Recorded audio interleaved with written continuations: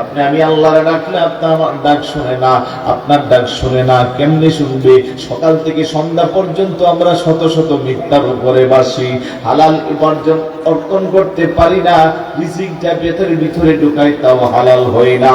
যে পথে চললে আল্লাহ খুশি সেই পথে চলতে পারি না, যে পথে চললে আল্লাহর পেয়ারা হাবিব খুশি সেই পথে চলতে পারি না, এই কারণে আল্লাহর প্রিয় বান্দা হতে পারি না।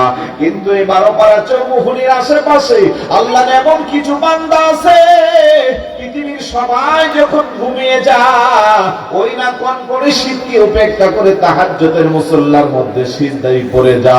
ওই বান্দার সিজদাটা আল্লাহর কাছে এত দামি, সিজদা থেকে বান্দা মাথাটা উঠাইয়া দুইটা হাত উপরের দিকে উঠাইয়া আল্লাহর যখন অন্তরের চক্ষু খুললা ডাক দেয় আল্লাহ, ওই আল্লাহ ডাকের ধ্বনির আওয়াজটা আল্লাহর আরশ আজিমের খুঁটির মধ্যে যায়া ধাক্কা লাগে। কথা কোন ঠিক কিনা?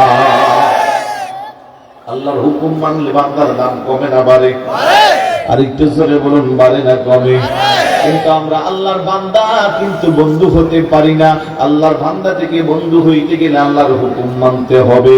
আল্লাহর হুকুম যদি মানতে চাই, ঈমানটা যদি তাজা হয়, ঈমানটা যদি সঠিক থাকে, 5 ওয়াক্ত নামাজের দরকার আছে না নাই?